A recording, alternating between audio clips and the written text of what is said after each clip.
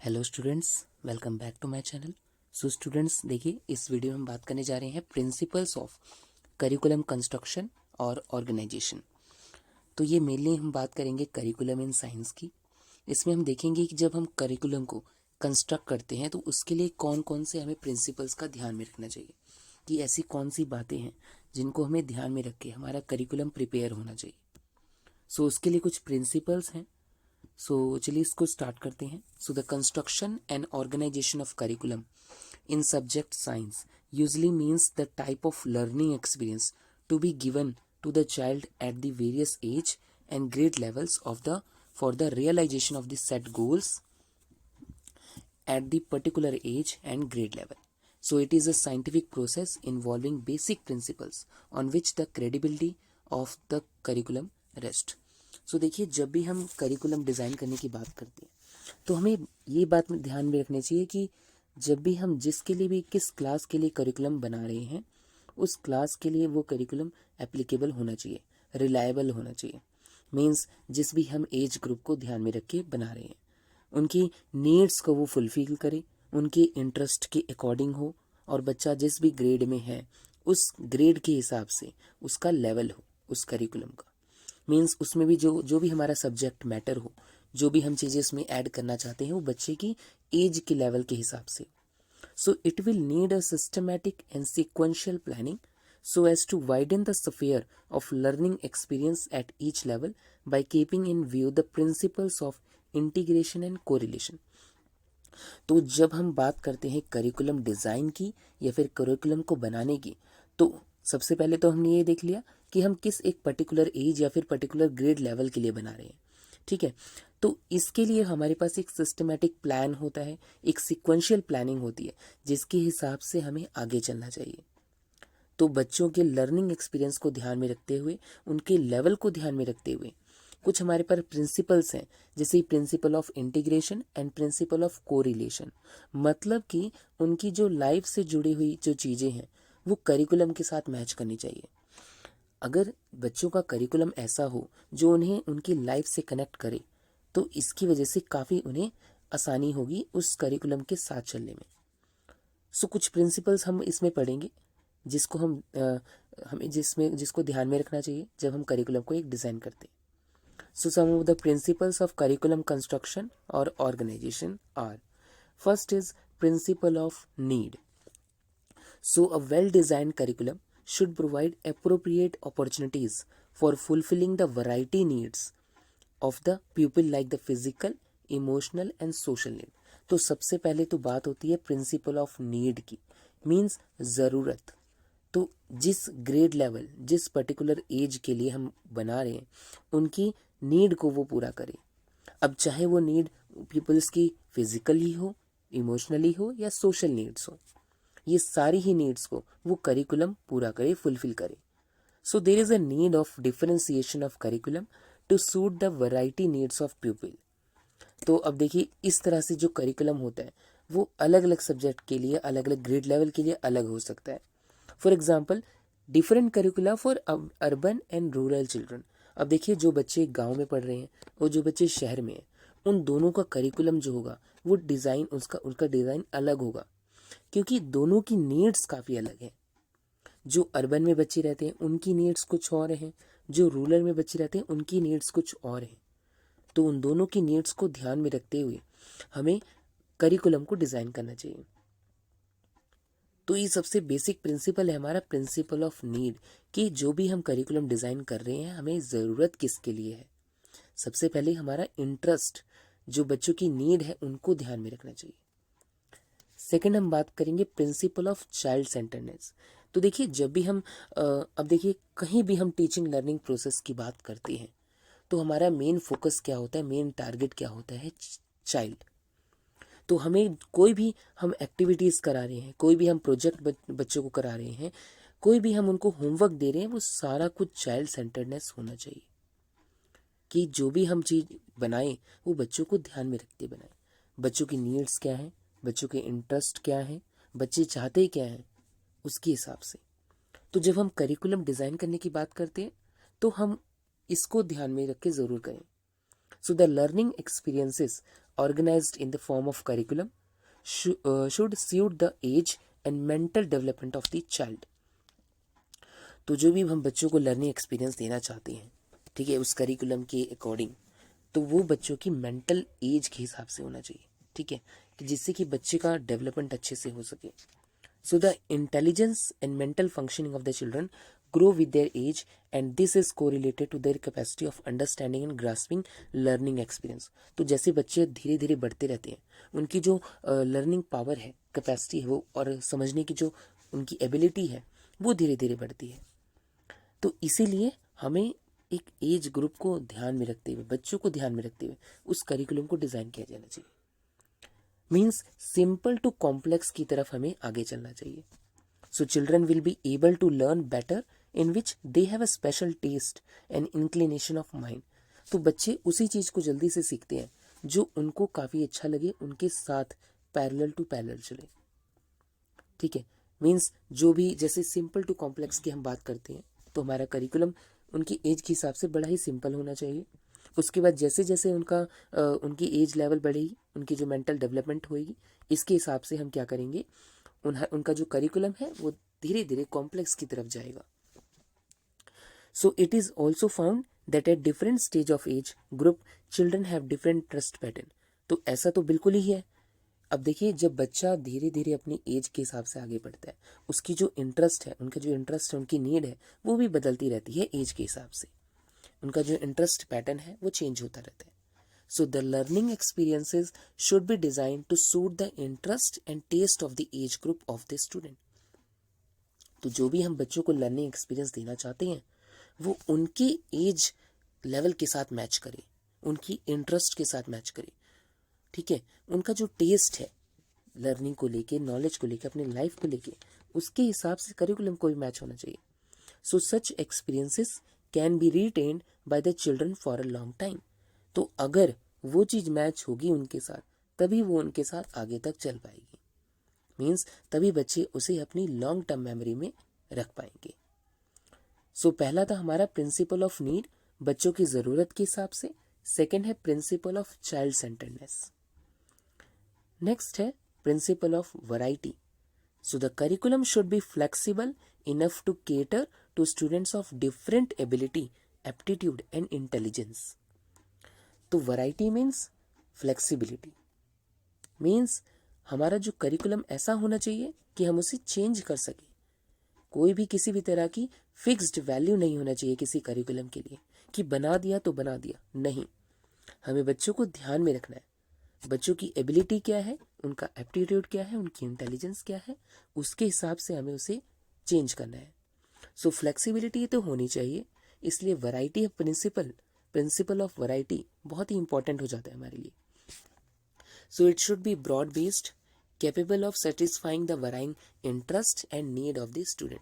तो broad based means curriculum ऐसा हो कि वो सभी एरिया को कवर करे, बच्चों की सेटिस्फैक्शन को ध्यान में रखते हुए उसको बनाया जाना चाहिए, और उनकी जो इंटरेस्ट है, बदलता हुआ इंटरेस्ट है उनकी एज के हिसाब से, उसके हिसाब से करिकुलम होना चाहिए, और बच्चों की जो ज़रूरतें हैं उसके हिसाब से होना चाहिए. So principal of variety. अब इसमें देखिए, वैरायटी में बच्चों की नीड्स भी आ गई, चाइल्ड सेंटर्डनेस की बात भी हो गई कि हमें बच्चों को ध्यान में रखते हुए बनाना है, बच्चों की नीड्स को पूरा करना है. सो प्रिंसिपल ऑफ वैरायटी बहुत ही इंपॉर्टेंट हो जाता है इसके लिए, क्योंकि जो हमने पहले इसके दोनों पढ़े वो कहीं ना कहीं इस वैरायटी के प्रिंसिपल में ही एडजस्ट हो जाते हैं. Fourth is principle of community centredness. तो जब हम बात कर रहे थे चाइल्ड सेंटर्डनेस की, उसमें हमने बात की बच्चों को सेंटर में रखने की. अब बात कर रहे हैं हम कम्युनिटी सेंटर्डनेस की. मीन्स इस बार हम कम्युनिटी को सेंटर में रख रहे हैं. बच्चों की नीड्स तो पहले ही है, उनको तो पूरा करना ही है. उसके बाद हमारी आती है कम्युनिटी, क्योंकि जिस सोसाइटी में बच्चा रह रहा है उस सोसाइटी को ध्यान में रखकर भी तो उसे बनाना चाहिए. क्योंकि अगर उस सोसाइटी को वो करिकुलम ही पसंद ना आए तो इसलिए चाइल्ड सेंटर्डनेस के बाद हमारा बात आती है कम्युनिटी सेंटर्डनेस की. सो the curriculum should determine the purpose of the society. कि देखिए, डिफरेंट सोसाइटी, अलग अलग सोसाइटी है, उनकी अलग अलग अपने ऑब्जेक्टिव्स हैं, सभी के इंटरेस्ट अलग हैं, कल्चर अलग है, It should be relevant to the personal needs of the student as well as to the needs of the society. तो जब हम चाइल्ड सेंटर्स की बात कर रहे थे उसमें हमने देखा, उसमें हमने ये जाना कि हम बच्चों की नीड्स को ध्यान में रख रहे थे। तो जब बच्चों की नीड्स पूरी हो गई, हमें सोसाइटी की नीड्स पे ध्यान रखनी चाहिए। सोसाइटी की ज़रूरतें क्या हैं, उनके ऑब्जेक्टिव्स और गोल्स क्या हैं। तो ये था fourth principle, principle of community centredness. Fifth is principle of utility. अब देखिए utility, usability. So the curriculum should help the children in living a wholesome and self fulfilling life. Curriculum ऐसा हो जिससे बच्चे खुद से अपनी लाइफ को फुलफिल कर सकें, अपनी डिमांड्स को पूरा कर सकें। It should provide the child with sufficient opportunities for both academic and social growth so that the child can use his knowledge in his day-to-day life. The curriculum has to be living curriculum. तो curriculum ऐसा हो जो बच्चों को एक sufficient opportunities provide करे। अब वो अपॉर्चुनिटीज वो किसी भी लेवल में हो सकती हैं, किसी भी एरिया में हो सकती हैं। अब चाहे वो हम बात करते हैं एकेडमिक की, चाहे वो नॉन एकेडमिक और सोशल ग्रोथ की बात करते हैं। तो बच्चों को ऐसी नॉलेज दी जानी चाहिए जिससे वो उसे अपनी डे टू डे लाइफ में जोड़ सकें। तो करिकुलम को एक लिविंग करिकुलम होना चाहिए। अब देखिए जब हम लिविंग करिकुलम की बात करते हैं, लिविंग करिकुलम का मतलब होता है ऐसा करिकुलम जिसको हम फ्लेक्सिबिलिटी, मतलब उसमें फ्लेक्सिबिलिटी हो, उसको हम चेंज कर सकें। ऐसा नहीं कि हमने एक बार उसको बनाया और वो आगे 10 साल तक चलता रहा, नहीं।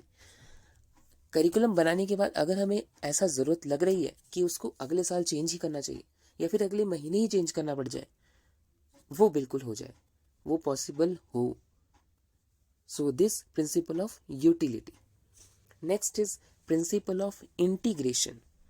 सो it should integrate the child's activities and his needs on one hand and the needs of the 21st century on the other, thus making it socially relevant. अब देखिए जब हम बात करते हैं इंटीग्रेशन की, जो हम बच्चों को पढ़ा रहे हैं वो उनकी लाइफ से रिलेट होना चाहिए।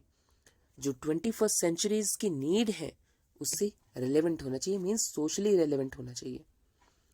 बच्चों की ज़रूरतों को ध्यान में रखकर उस करिकुलम को डिज़ाइन किया जाना चाहिए। It should help to tap a child's potential to the full so that may able to contribute to the social good and future advancement of the society. तो हमारा करिकुलम ऐसा होना चाहिए कि जिससे जो भी हम बच्चों को एक कोई भी लर्निंग प्रोवाइड कर रहे हैं, कोई भी नॉलेज प्रोवाइड कर रहे हैं, उससे उनका पोटेंशियल इतना हो जाए कि वो अपने आप को इस सोसाइटी के लिए कुछ अच्छा करने के लिए उनको प्रेरणा मिले, मतलब कुछ ऐसा अच्छा कर सके जिससे हमारी सोसाइटी डेवलप हो सके और इससे हमारी जो सोसाइटी में फ्यूचर एडवांसमेंट आए। ऐसा नहीं है हमारी सोसाइटी पीछे ही रह जाए। So sixth principle is principle of integration. Now seventh principle of readiness.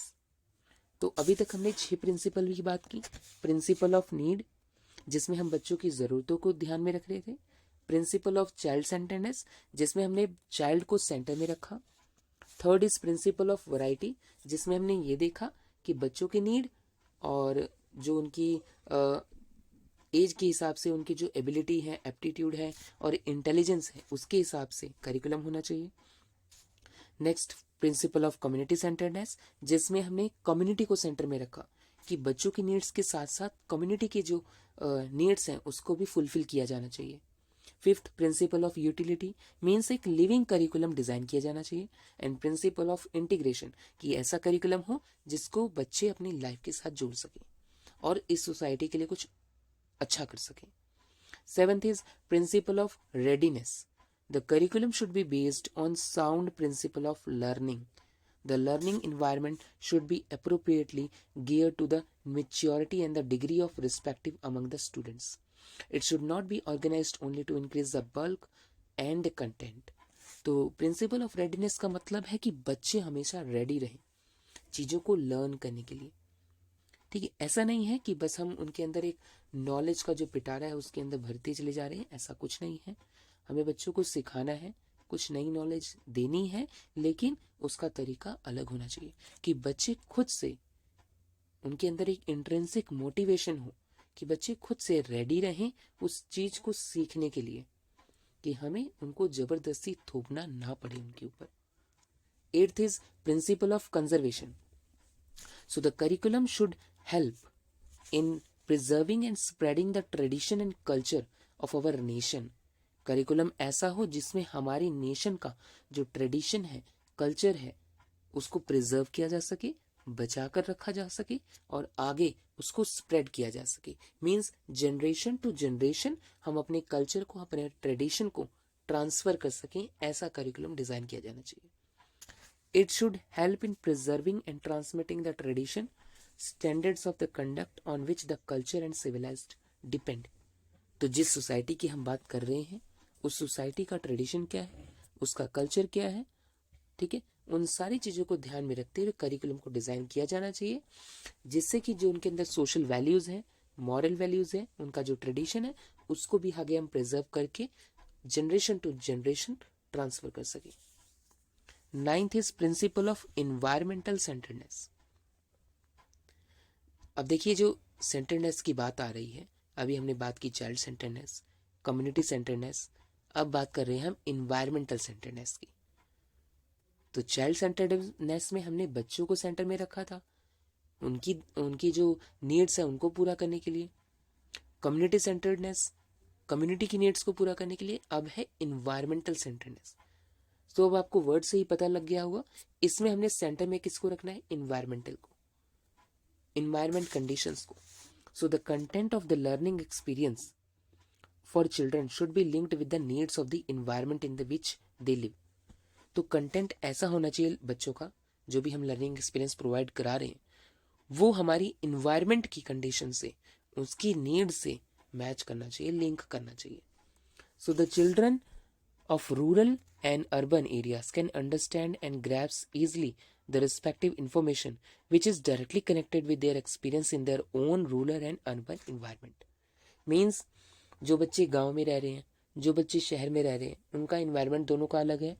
तो अगर हम उस इन्वायरमेंट के हिसाब से अपने करिकुलम को डिज़ाइन करेंगे तो बच्चे उस चीज़ को जल्दी से लिंक कर पाएंगे अपने इन्वायरमेंट के हिसाब से और उसको ग्रैस्प कर सकें आसानी से। तो हमारा जो करिकुलम होना चाहिए इस हिसाब से होना चाहिए कि जो हमारा करिकुलम हो वो हमारी इन्वायरमेंट के साथ लिंक होना चाहिए। Next is principle of balancing. Means हर एक चीज का बैलेंस बना रहे हमारे करिकुलम में। अब चाहे वो ऑब्जेक्टिव और कंटेंट हो, ऑब्जेक्टिव और एबिलिटीज हो, ऑब्जेक्टिव और लर्निंग एक्सपीरियंस हो, इन सब के बीच में बैलेंस होना चाहिए। एकेडमिक और नॉन एकेडमिक जो हमारी एक्टिविटीज हैं उनके बीच में एक बैलेंस होना चाहिए। तो हम बच्चों को क्या करिकुलर एक्टिविटीज करा रहे हैं, कौन सी एकेडमिक एक्टिविटीज करा रहे हैं, अगर उन सब के बीच में बैलेंस रहेगा। अब ऐसा नहीं है कि हम एकेडमिक अगर उस पर ध्यान दे रहे हैं तो हमारा सारा ध्यान एकेडमिक करियर पे ही रहे, करिकुलर एक्टिविटीज पे ना रहे, या फिर हम बच्चों को करिकुलर एक्टिविटीज करा रहे हैं एकेडमिक करियर पे ध्यान नहीं दे रहे हैं। ऐसा बिल्कुल ना हो, दोनों के बीच में बैलेंस हो 50-50, ताकि दोनों चीजें अगर साथ में चलेंगी तभी बच्चे के अंदर जो सही नॉलेज है वो उनके अंदर आ सकती है। So the content should be selected based on up to dateness and accuracy and adequacy. तो कंटेंट ऐसा होना चाहिए जो हमारे एज लेवल के साथ, बच्चों के एज लेवल के साथ, बच्चों के टाइम के हिसाब से मैच करे। Next is principle of creativity. Now it should place the student in place of discoverer and provision should be made for creative type of activities to harness the creativity of the student. Curriculum ऐसा होना चाहिए कि बच्चों के अंदर creativity आए, बच्चे खुद से नई चीज सीख सकें, खुद से बना सकें। ऐसा करिकुलम हो हमारा कि बच्चों को वो नॉलेज दी जाए कि जिससे बच्चे खुद अपना कुछ क्रिएट कर सकें। Next is principle of activity centredness. So there should be emphasis on learning by doing. Provision should be made for individual laboratory work and field experiences. तो जब हम बात करते हैं एक्टिविटी सेंटर्डनेस की, हम बात करते हैं लर्निंग बाय डूइंग की। बच्चा खुद से करके सीखे, कि जो हम बच्चों को प्रैक्टिकल वर्क करा रहे हैं, लेबोरेटरी वर्क करा रहे हैं, फील्ड एक्सपीरियंस करा रहे हैं। तो इन सारी बातों को ध्यान में रखते हुए करिकुलम को डिज़ाइन किया जाना चाहिए कि जो सारी चीज़ें हैं वो उसमें इन्वॉल्व इंक्लूड हों। So students take interest in the things and events related with the playful activities. बच्चे उन चीज़ों पे ज़्यादा फोकस करते हैं जो उनके लिए काफ़ी प्लेफुल एक्टिविटीज़ होती हैं।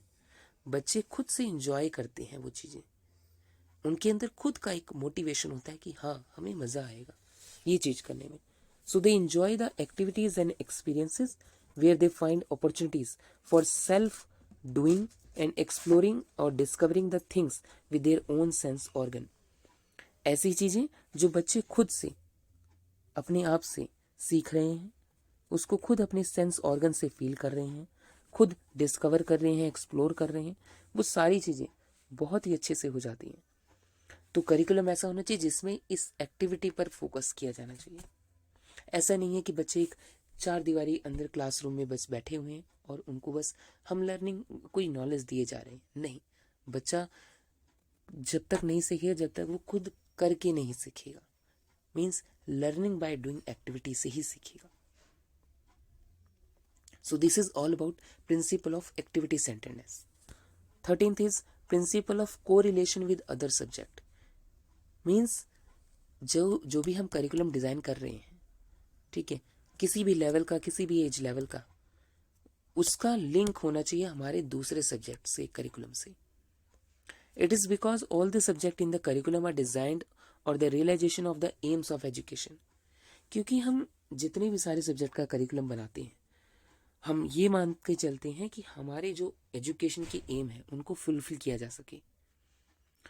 तो हम अगर साइंस की बात कर रहे हैं, करिकुलम इन साइंस की, तो उसका लिंक दूसरे सब्जेक्ट के साथ भी होना चाहिए कि बच्चा उस चीज को लिंक कर सके।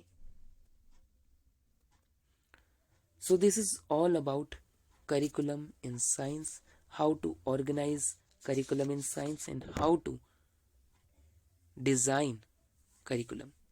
So these all are principles of curriculum construction or organization. Thank you.